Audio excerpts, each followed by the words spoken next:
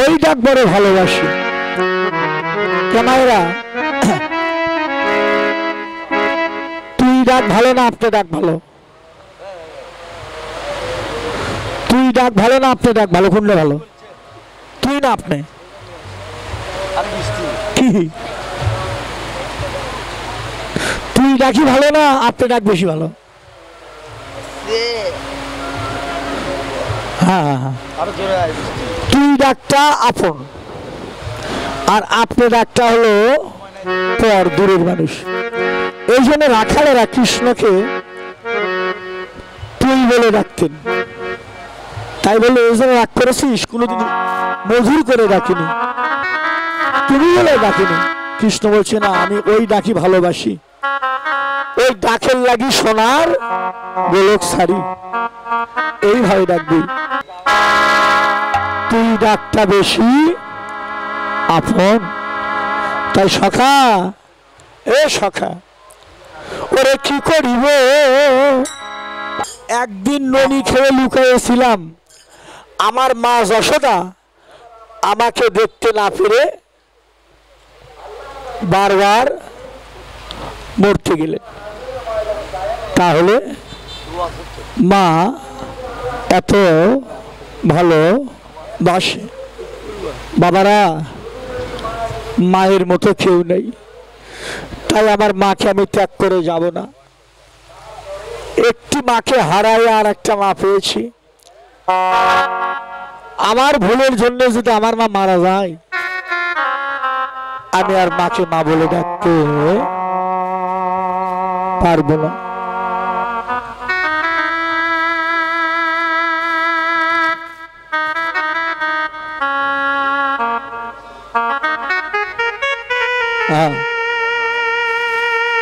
একটা গান আছে না বাবা, সন্ডি দাদা, একটা গান আছে না, কি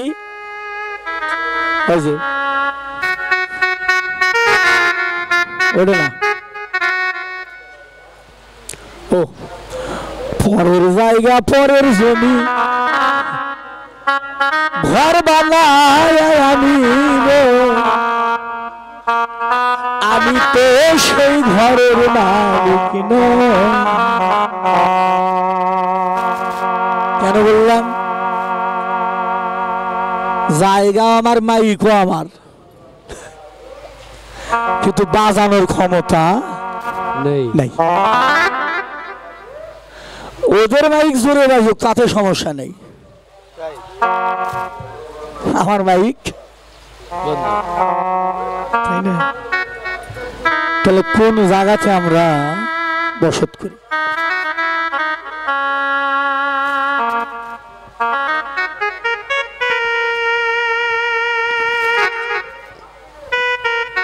এর চাইতে আমাদের বিষ খাইয়া মরাই ভালো। হরিবল। এখানাই ভাই, তোর মা ভালো না, আমাদের মা ভালো। হ্যালো হ্যালো বাবা। কৃষ্ণ বলল, শ্রীদাম, এ ভাই, তোদের মাই ভালো না, আমার মাই ভালো। সখাদের মধ্যে আর ভগবানের মাঝে ঝগড়া বেঁধে গেল। ভগবান কয় আমার মা ভালো, বৃন্দাবনের রাখালেরা বললেন আমাদের মা ভালো। একটা বাবারাও কেউ কিছু বলবে না? যে কয়জন মা বোন বসে আছে তোমরা একটু বলবা, কৃষ্ণ কয় আমার মাও ভালো, রাখালেরা কয় আমার মা ভালো। আসলে কার মা ভালো? রাখালের মায়েরাই বেশি ভালো না কৃষ্ণের মা, ভগবানের মা বেশি ভালো? কার মা ভালো? হ্যাঁ,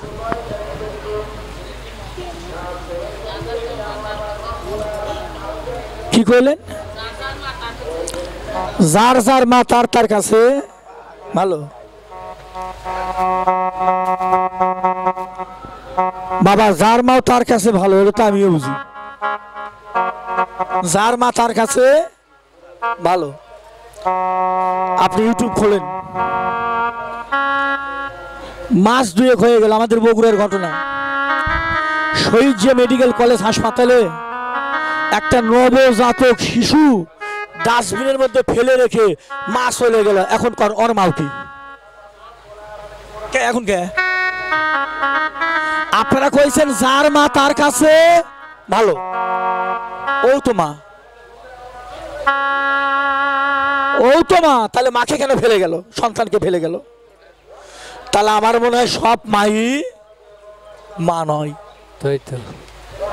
হ্যাঁ, যার মা তার কাছে ভালো, আমিও বুঝি সবার মাই ভালো। মা যদি না থাকতো বাবা, আমরা জগতে আসতে পারতাম না।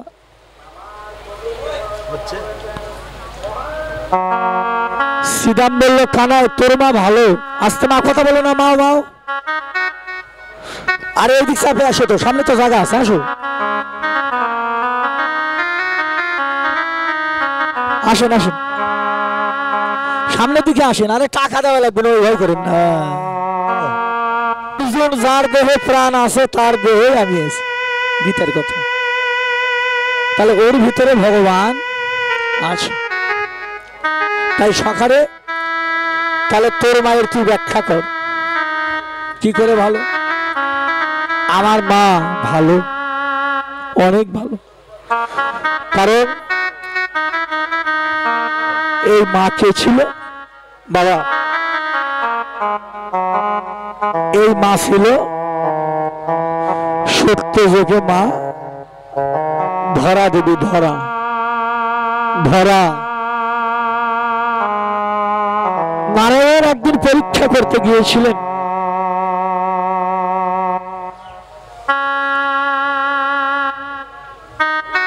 ঘরে চাল ছিল না, ধরা তার নিজের স্তন কেটে বন্ধক রেখে সেই দিন ভগবানের সেবা দিয়েছিল।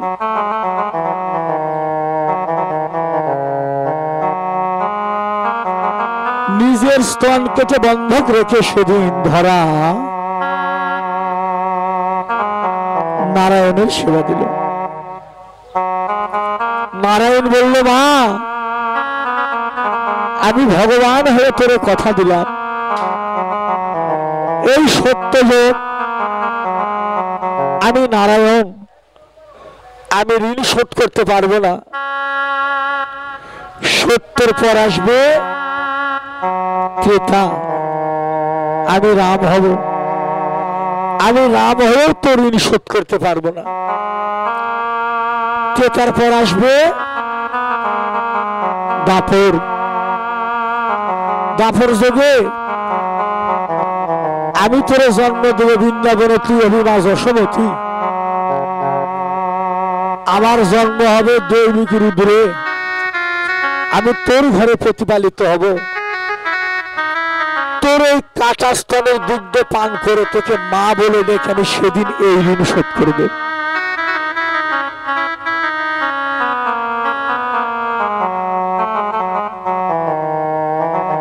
যশোদা কিন্তু সামান্য নারী না,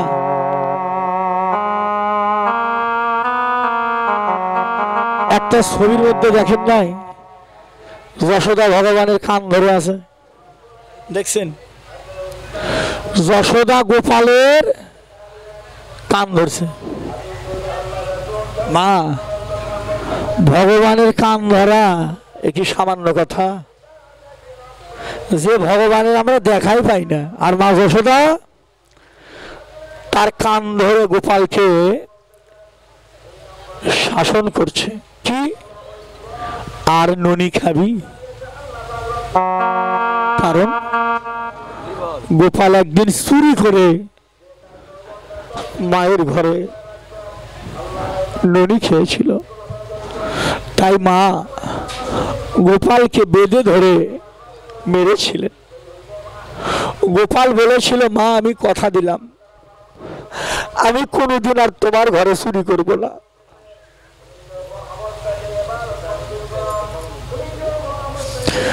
শ্রীরাম বলল যশোদা বলল, গোপাল রে, গোপাল, এ গোপাল, মানুষ বাইরের ঘরে চুরি করে, কেউ কি নিজের ঘরে চুরি করে? তুই আমার ঘরে চুরি করলি, আজকে থেকে তোর নাম হলো চোর। এই জন্য অষ্টতম শতনামে দেখবেন যশোদা রাখিল নাম ননীচুরা। ওই ননী চুরি করে খেয়েছিলেন। তাহলে মায়ের ঘরে সন্তান চুরি করে, তাহলে সখা আমার মা সামান্য না, তার স্তন কেটে বন্ধক রেখে সেদিন আমার সেবা দিল। ও দিদিমণিরা, ধরা দেবী তো স্তন কেটে ভগবানের সেবা দিল, আপনারা একটা লোক কেটে দেন তো, পারবেন? পারবো বাবা, পারবো? ধরা স্তন কেটে সেবা দিল দাদু, আমি একটা লোক কেটে দিতে পারবো? তাহলে যশোদা কান ধরবে না কে ধরবে? আমি পারবো? যার স্তন কেটে সেবা দিল, সামান্য না। তারপরে বলেছিল, মা স্তন কাটার সময় তোর চোখে যেন কোনো জল না দেখি, তাহলে তোর স্তন গ্রহণ করব না। এত কষ্ট দিয়েছিলেন ভগবান তার ভক্তকে। এত ত্যাগের পরে ভগবান সে কোলে পেল, তাছাড়া কোলে পেত না। সেই মা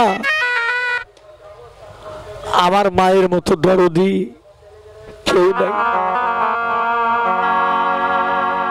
সকালে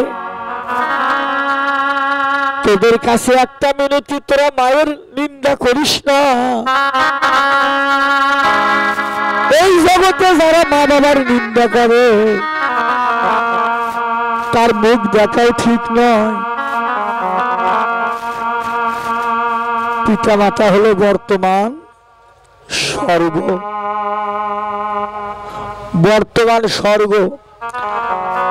যে সন্তান সকালে সন্ধ্যা মা বাবার চরণে ভক্তি দেয়, আমার বিশ্বাস কোনো বিপদ তাকে গ্রাস করতে পারে না, বিপদ তার জীবনে আসে না। যারা মা বাবারে ভালোবাসে,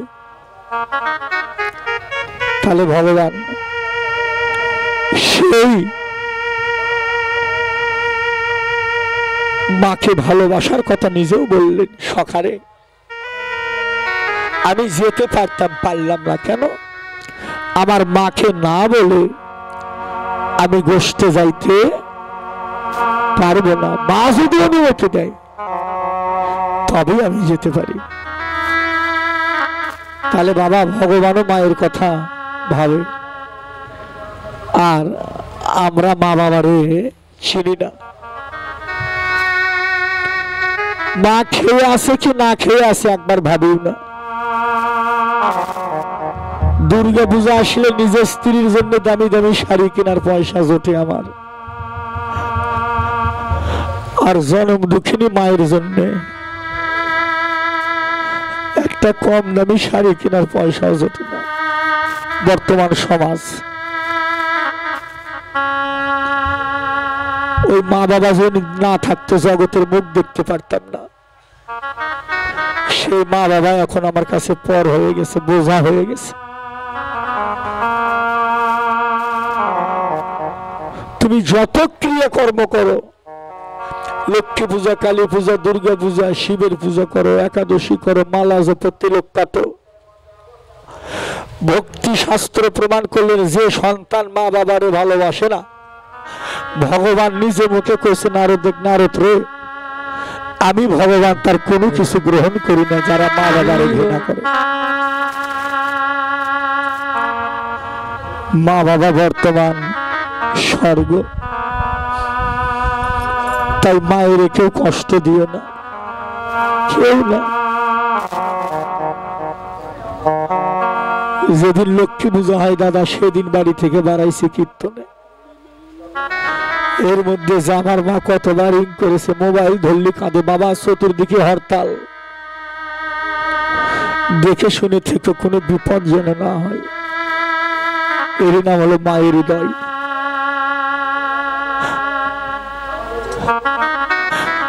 এর নাম মা। গোটা পৃথিবী সন্তানকে ভুলে যেতে পারে, মায়েরা কোনোদিন সন্তানে বলে না। মায়ের এক ধার দুধের ঋণ শোধ হয় না কোনোদিন।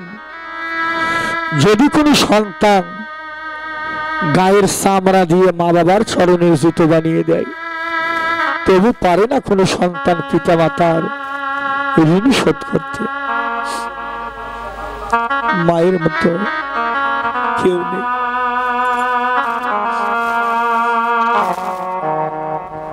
যারা মাকে ভালোবাসো না,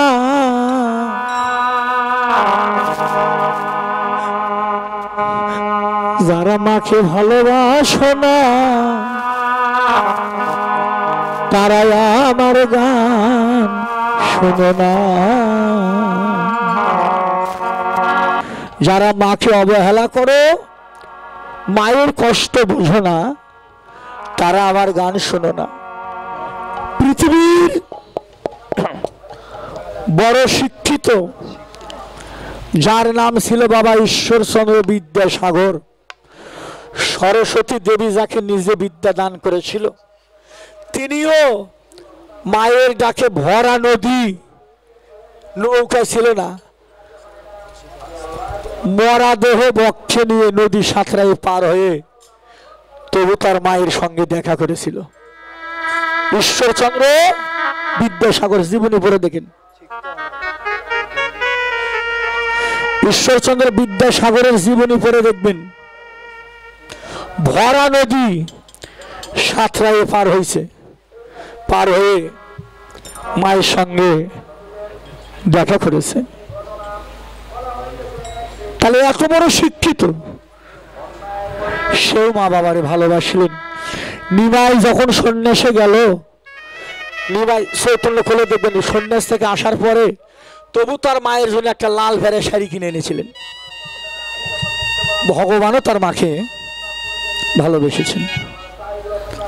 মা সামান্য না বাবা,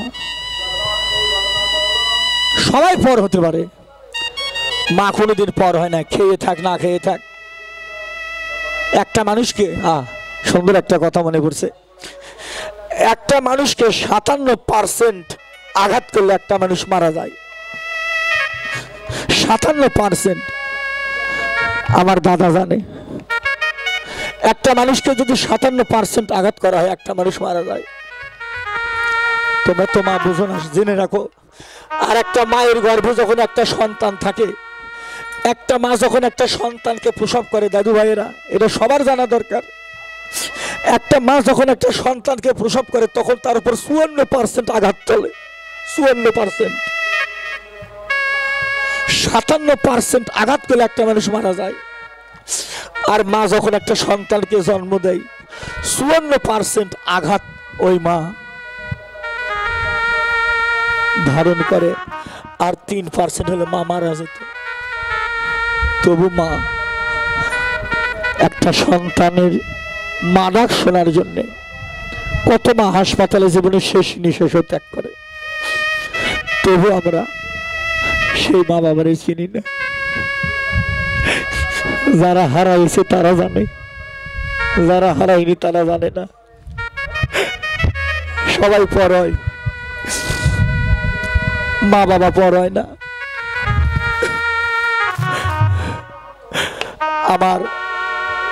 আমার এই চণ্ডী দাদারই একটা ছেলে, আপনারাও জানেন, প্রতিবন্ধী। আমি এখনকার চিন্তা করি না, আজকে নয় মা বাবা বেঁচে আছে, তাই যেদিন ওরা থাকবে না সেদিন ওই সন্তানটার দশা কি হবে। সবার কাছে পর হতে পারে, প্রতিবন্ধক বিকলাঙ্গ সবার কাছে পর হয়, কিন্তু মা বাবার কাছে সন্তান কোনোদিন।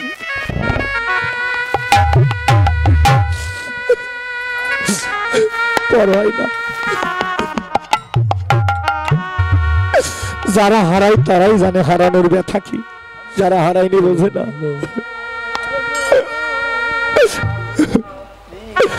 পরে আর কি ফিরে পাবো?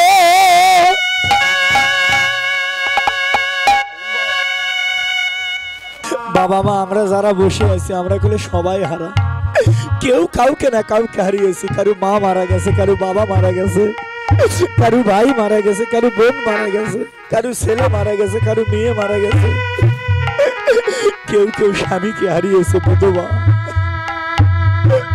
কেউ স্ত্রী হারা, কতজনের ভালোবাসার মানুষকে হারিয়ে ফেলেছে। মা কথা বলো না বাবা, বাবা বাবা। বিজয় সরকার কীর্তন করে বাড়িতে যায়, বাড়িতে গিয়ে দেখে বিজয়ের স্ত্রীর নাম ছিল বিনাপানি দেবী।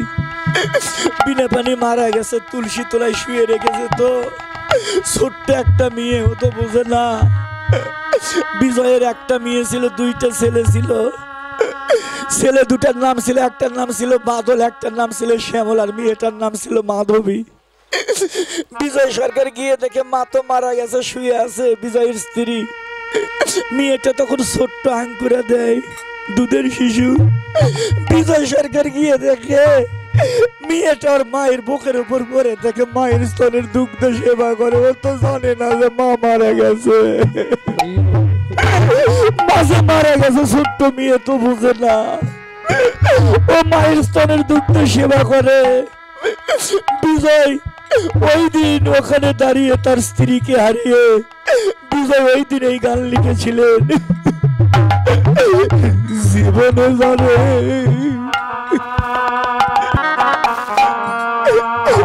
যারা হারাইছে দেখো চোখের জলে ভাসে, যে হারায়নি সে হারানোর ব্যথা বোঝে না। চন্ডী দাদা,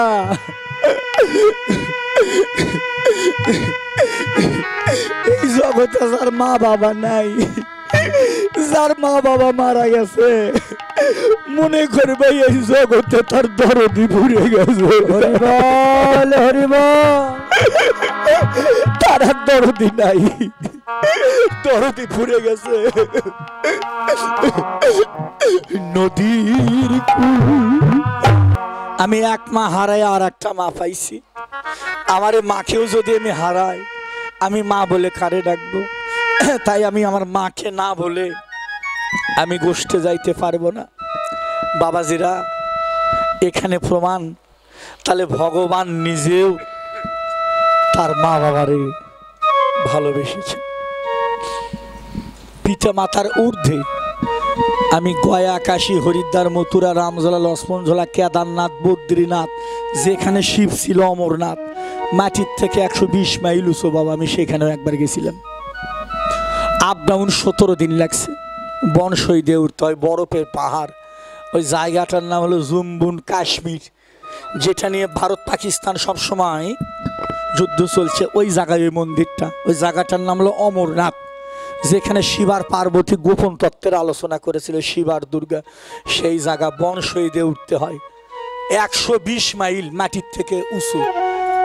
তাহলে জায়গাটা কেমন, খালি যদি নিচের দিকে তাকান শেষ। বনসই দিয়ে বহু লোক মারা গেল। আমি সেখানেও একবার গিয়েছি, সব জায়গা ঘুরলাম। ভারতে অনেক তীর্থ জায়গা গেছি, বাংলাদেশে অনেক তীর্থে গেলাম। সব জায়গা ঘুরে এসে দেখলাম, চন্ডী দাদা, সব জায়গা ঘুরছি, সব জায়গা ঘুরে এসে দেখলাম এই জগতে মা বাবার চরণের চাইতে বড় সাধন ভজন এই জগতে আর কোথাও। হরিবল। পৃথিবীর সব চাইতে বড় সাধনের জায়গা পিতা মাতার চরণ। এই জন্যে মা, এই জন্যে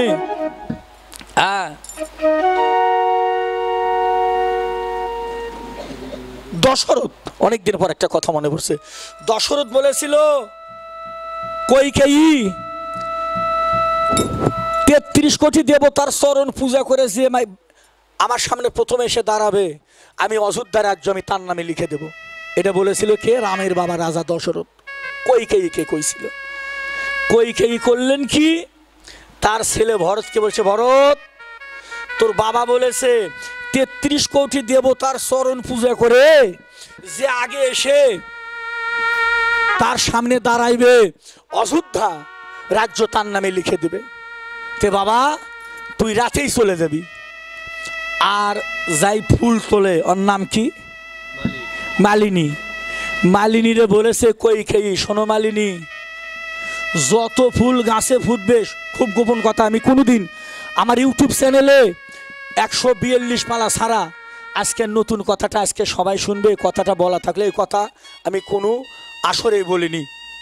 বাবা আমার মোবাইল নম্বর আছে, যারা নিয়ে যাবেন কথা বলতে পারবেন। ইউটিউব চ্যানেল আমার মোবাইল নম্বর দেওয়া আছে, কথা বলতে চাইলে কথা বলতে পারবেন। মা যে যা জানতে চান আমাকে বলবেন, যদি জানা থাকে আমি উত্তর দেব, ফাঁকি দেব না, কথা দিলাম। কারণ এই এলাকাতে আমার অনেক শিষ্য, আসলে আমার শিষ্যরা বসে আছে, আমি আজকেই 500 মন্ত্র দিয়ে আসলাম। তো বাবা এগুলো কথা আমাদের একটু জানা দরকার। দশরথ বললেন যে 33 কোটি দেব দেবতার চরণ পূজা করে আগে আসবে, এই অযোধ্যা রাজ্য আমি তার নামে লিখে দেব। কই কই মালিনী রে, কই মালিনী তুই যা চাস তাই পাবি। এ মাই শান্ত হয়ে বস বাবা, ভেজাল করিস না। হ্যাঁ, কিন্তু একটা ফুল যেন রাম রাম পাই না। যতগুলো ফুল ফুটবে সমস্ত ফুল এনে তুই আমার ছেলের হাতে, ভরতের হাতে তুলে দিবি। অর্থের প্রতি লোভ কান্না আছে বাবা। হ্যাঁ, যত ফুল ফুটেছে ভোর হতে হতে সমস্ত ফুল এনে বাবা ওই মালিনী ভরতের হাতে তুলে দিলেন। ভরত ফুল নিয়ে চলে গেলেন। রামচন্দ্র ফুলের বাগানে প্রবেশ করে করে দেখে কোনো গাছে একটা ফুলও ফুটে নেই। মালিনীকে বলছে, মালিনী গাছে তো একটা ফুলও ফোটে নাই, ফুল কি হলো? মালিনী চুপ করে থাকে, মালিনী কোনো উত্তর দিল না। পরে ভগবান কি করলো জানেন? রামচন্দ্র ওই যে গাছতলায় ওই যে 2-1টা ফুল যে পড়েছিল, ওই 2-1টা ফুল নিয়ে গিয়ে ওই কৌশল্যা, সুমিত্রা, কইকেয়ী 3 জন মা আর দশরথ বসে আছে। রাম সকালবেলা গিয়ে দাঁড়াইছে, হাতে ফুল। দশরথ কয়, কে রে বাবা তুই যাসনি? রাম কয়, কই যাব? কয়, আমি যে তোদেরকে ডেকে বললাম, 4 ভাইকে বললাম যে 33 কোটি দেবতার চরণ পূজা করে যে আমার সামনে প্রথম আসবে আমি অযোধ্যা রাজ্য তার নামে লিখে দেব। ভরত তো অনেক আগে চলে গেছে। কই কে কয়, আমার ছেলে অনেক আগে গেছে। রাম তুই যাসনি বাবা? এই যে গোপন জায়গা, এটা আমাদের সবার দরকার। রাম বলেছিল, দশরথের সামনে 2 চোখের জল ছেড়ে বলেছিল, বাবা বাবা ও বাবা,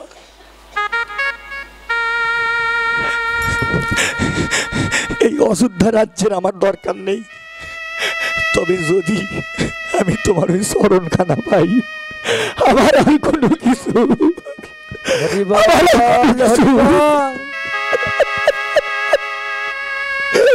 আমার কোনো কিছুর দরকার নেই।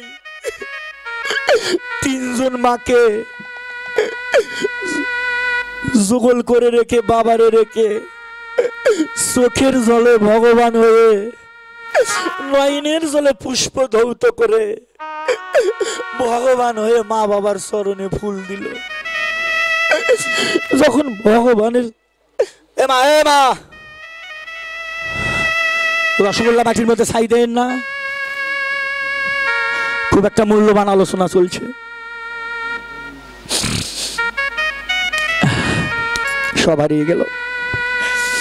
কীর্তনটা অনেক স্রোতের জিনিস মা, এতটুকু যদি আন আসে সব স্রোত নষ্ট হয়ে যায়।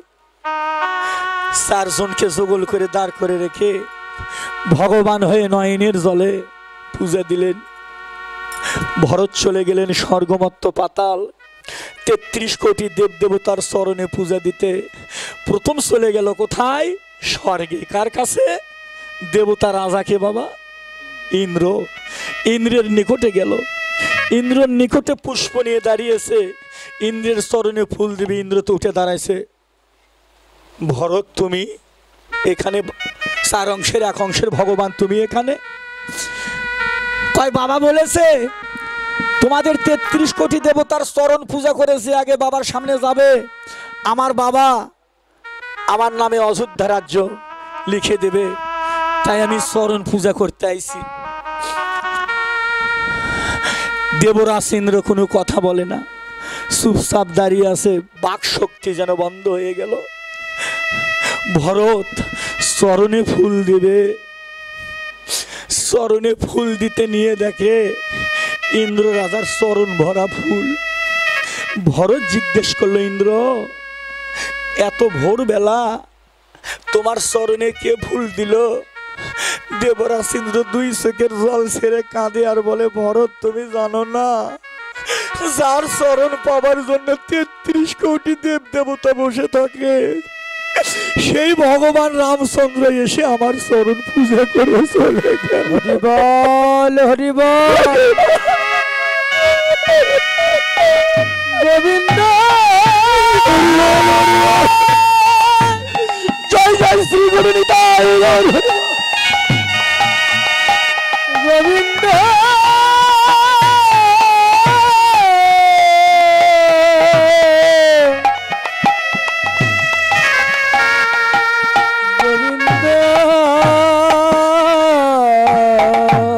অনেকদিন পরে আপনি করে সাত মুখ দেখে কথাটা মনে পড়েছে মা।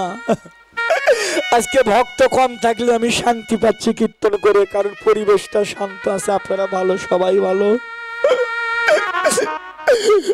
ওই রাম এসে আমার চরণ পূজা করে চলে গেল। বড় তারাক মন্দিরে যায়, যে দেবতার সামনে যায় গিয়ে দেখে প্রত্যেকটি দেবতার চরণে ফুল। সবাইকে জিজ্ঞেস করে কে ফুল দিয়ে গেল, সবাই বলে ওই রামচন্দ্র এসে চরণ পূজা করে চলে গেল। ভরত আর কোন দেবতার চরণে ফুল দিতে পারলেন না। ভরত কাঁদতে কাঁদতে ফিরে আসলেন অযোধ্যায়। যখন অযোধ্যায় এসে দাঁড়িয়েছে, কইকেয়ী বলেছিল, ওগো আমার ছেলে 33 কোটি দেবতার চরণ পূজা করে এসে তোমার সম্মুখে দাঁড়াইলো, তুমি অযোধ্যা রাজ্য আমার ছেলে ভরতের নামে লিখে দাও। বাবা লিখে দিবে। এমন সময় ভরত কাঁদে। কইকেয়ী বলেছিল, এই ভরত অযোধ্যা রাজ্য পাবি, তুই তো আনন্দ করবি, কাঁদিস কেন? সেদিন ভরত বলেছিল, মা বাবা কি বলেছে যে 33 কোটি দেব দেবতার চরণ পূজা করেছে, আমার সম্মুখে প্রথম আসবে, আমি তাকে রাজ্য দেব। কয় তুই তো পূজা করে এলি।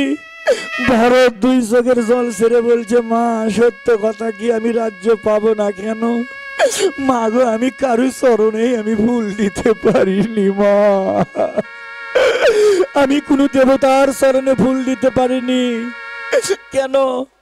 কয় আমি যাওয়ার আগেই যে মন্দিরে ঢুকি গিয়ে দেখি ঠাকুরের চরণে ফুল, আমি জিজ্ঞেস করি ফুলকে দিয়ে গেল। সবাই বলে একটু আগে আমার রামচন্দ্র এসে চরণে ফুল দিয়ে গেল। কইকেয়ী কয়, ভরত তোর মাথা ঠিক আছে? এই ভোরবেলা থেকে রাম আমার সামনে দাঁড়িয়ে, রামচন্দ্র কোথাও যায়নি, আমাদের সম্মুখে দাঁড়িয়ে আছে, রামচন্দ্র কি করে দেবতার চরণ পূজা করবে? সেদিন দশরথ বলেছিল, কইকেয়ী তুমি জানো না, কইকেয়ী তুমি বুঝো না, এই জগতে যদি কোনো সন্তান মা বাবার চরণ পূজা করতে পারে, তার 33 কোটি দেব দেবতার চরণ হরি বল, হরি বল, তার আর কোনো ভুল থাকে না। রামচন্দ্র যে আমাদের চরণ পূজা করেছে, এই রাজ্য রাম পাবে। রামচন্দ্র সেদিন বাবার চরণে ভক্তি দিয়ে বলেছিল, বাবা বাবা এই অযোধ্যা রাজ্য আমার দরকার নেই, এই রাজ্য থাকবে আমার ভাই ভরত আর শত্রুঘ্ন। আমি 14 বছরের বনে যাব। কইকেয়ীর কুমন্ত্রণায় রামচন্দ্র সেদিন বনে গেল। ভরত শত্রুঘ্ন সেদিন রাজ্য চালায়। আপনারা সবাই জানেন, রামায়ণ খুলে দেখবেন, ভরত রাজ্য চালাইছে সত্য, কিন্তু জানেন সত্য কথা, ভরত কিন্তু কোনোদিন ওই সিংহাসনে, এরই নাম ভাইয়ের ভালোবাসা। ভাই হলে এমন ভাই হতে হয়। ভরত কোনোদিন সিংহাসনে বসেনি, ওই দাদার চরণের পাদুকা খানা ওই সিংহাসনে রেখে ভরত প্রত্যেক দিন ওই চরণটাই পূজা করত। বসেনি। এর নাম ভাই ভাইয়ের ভালোবাসা। নাম এমন ভালোবাসা কয়জনের আছে? ভাই ভাইয়ে মিল থাকে, অনেক মিল থাকে। কেউ কাউকে ছাড়া কোথাও যায় না, কিছুই খায় না, কিন্তু বিবাহ করার পরে কোনো ভাইয়ের সঙ্গে কোনো ভাইয়ের আর মিল পর্যন্ত থাকে না। ঠিক না বাবা? এই সমাজে অনেক আছে, ভাই বড় ধন রক্তের বাঁধন, যদি ছিন্ন হয় তা একমাত্র তাহা নারীর কারণ। ভাই ভাই শত্রু হয়ে যায়। তাই মা, তোমরা পরের মেয়ে, পরের ঘর থেকে এসে আমার অনুরোধ, এই ভাই ভাইয়ের এই ভালোবাসাটুকু তোমরা কেউ নষ্ট করো না। এই সংসারটা যেন বৃন্দাবন হয়, এটা সবার প্রতি আমার আশা, সবার প্রতি মিনতি রইল। তাই সখারে, এ সখা,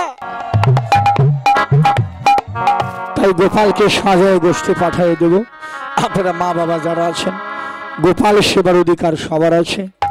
আমার পক্ষ থেকে ভক্তদের পাঠিয়ে দিলাম, যে যা পারেন আপনারা দয়া করে একটু গোপালকে সেবার দক্ষিণে দান করবেন। আমি ধীরে ধীরে সম্মুখ দিকে অগ্রসর হই। আর এই গ্রামবাসীকে আশীর্বাদ করবেন, আমি আশীর্বাদ করলাম।